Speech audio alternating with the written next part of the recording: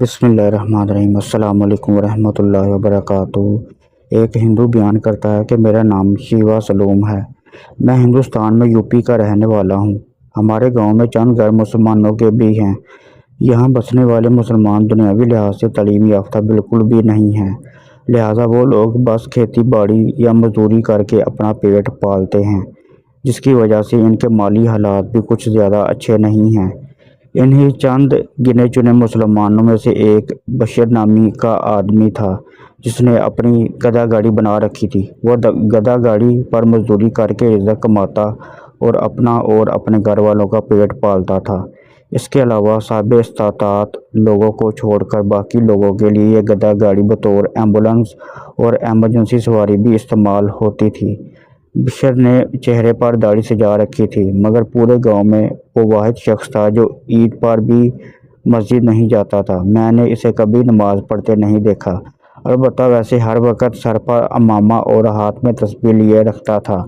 اس کے ہونٹ ہلتے رہتے تھے، جس سے صاف ظاہر تھا کہ وہ کچھ نہ کچھ ذکر کرنے میں مصروف ہے۔ میں نے ایک دن اس کو اپنے گھر مزدوری کے لیے بلایا تو اس سے مسجد نہ جانے کی وجہ پوچھ لی۔ میری بات سن کر وہ شخص یوں سمجھے رو پڑا اور کہا، شاید اللہ تعالیٰ کو منظور نہیں کہ میں اس کے آگے سجدہ کروں۔ مجھے گردوں کی پرابلم ہے، جس کی وجہ سے میرا چھوٹا پیشاب پر قابو نہیں رہتا، ہر وقت قطرے نکلتے رہتے ہیں، جبکہ مسجد جانے کے لیے بندے اور لباس کا پاک ہونا بہت ضروری ہے۔ یہ بات کرتے ہوئے بشر کے چہرے افسوس، رنج و ملال اور بے بسی کے سارے نظارے نظر آ رہے تھے۔ خیر، اس نے اپنا کام مکمل کیا، مزدوری لی اور گھر کو چل دیا۔ ایک بار رمضان مبارک کا مہینہ تھا۔ ہمارے گاؤں میں ایک بیوہ مسلمان عورت اپنے 4 بچوں کے ساتھ رہتی تھی۔ بڑے 2 بچے جوانی کی دہلیز پر تھے۔ عورت گھر کے کام کاج کرنے میں مصروف تھی کہ اسے کرنٹ لگا اور وہ چل بسی۔ اس کی موت کے بعد پتہ چلا کہ اس کے گھر تو سحری میں کھانے تک کو کچھ نہیں تھا۔ کفن دفن اور قبر وغیرہ کے لیے اخراجات کہاں سے آئیں گے؟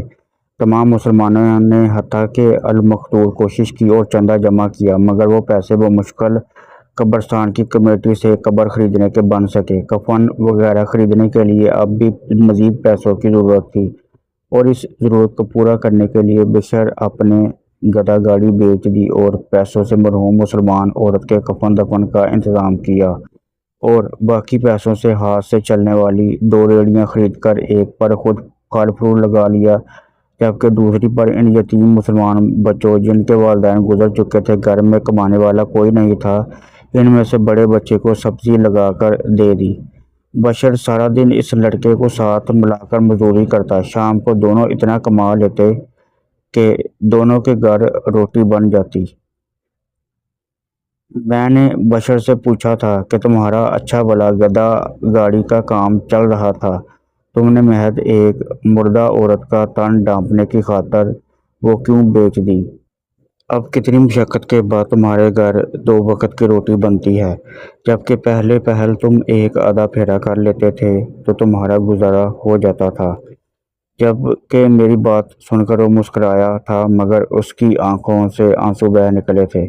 اس نے کہا تھا کہ امت مسلمہ کی اس بیٹی کا کفن میری گدھا گاڑی اور میرے گھر والوں کی پیٹ پوجا سے کہیں زیادہ ضروری تھا، لہٰذا میں نے وہ ہی کیا، اور میرے لیے اللہ تعالیٰ کا وعدہ ہے کہ رمضان میں کیے گئے اچھے عمل کا اجر کئی گنا زیادہ ملتا ہے، اس لیے اللہ تعالیٰ نے چاہا تو اللہ تعالیٰ میرے لیے کوئی بہتر سبب پیدا کر دیں گے۔ بشر کے جواب سے میں اتنا متاثر ہوا کہ مزید کوئی سوال نہ کر سکا، اور پھر میں نے اپنی آنکھوں سے حالات بدلتے دیکھے۔ میں نے دیکھا کہ ریڑھی بان بشر نے اسی یتیم بچے کے ساتھ مل کر ایک دکان کرائے پر لی۔ اس دکان میں سبزی پھل فروٹ لگائے۔ کچھ ہی سالوں میں وہ دکان انہوں نے خرید لی، اور پھر ہر سال ایک دکان میں اضافہ ہوتا گیا۔ یوں بشر کے کاروبار میں اضافہ ہوتا گیا تو مسلمانوں کے حالات بھی بہتر ہوتے گئے، یہاں تک کہ ہمارے قریبی شہر کی سبزی منڈی پر پھل فروٹ کے بڑے تاجر مسلمان بن گئے۔ تمام مسلمان باروزگار تھے اور ان کے بچے تعلیم حاصل کر رہے تھے۔ میں نے دیکھا کہ وہی مسلمان جو سارے مل کر بھی ایک عورت کے لیے کفن نہیں خرید سکے تھے، آج جب بشر فوت ہوا تو قبرستان کی کمیٹی کے پاس कई गरीब मुसलमानों की कब्रों के लिए एडवांस पैसे जमा थे। कई लोगों के कफन के लिए रकम मौजूद थी। यकीनन बशर की मौत के बाद हमारे गांव से कभी उम्मत मुसलमान की कोई बेटी बगैर कफन के कब्र में नहीं उतरेगी और ना ही कफन की खातर दर दर पर जाना पड़ेगा। बशर के हालात देखकर मैंने एक ही नतीजा अखज़ किया है कि मुसलमानों के लिए ईमान का रिश्ता खून के रिश्ते से बढ़कर होता है।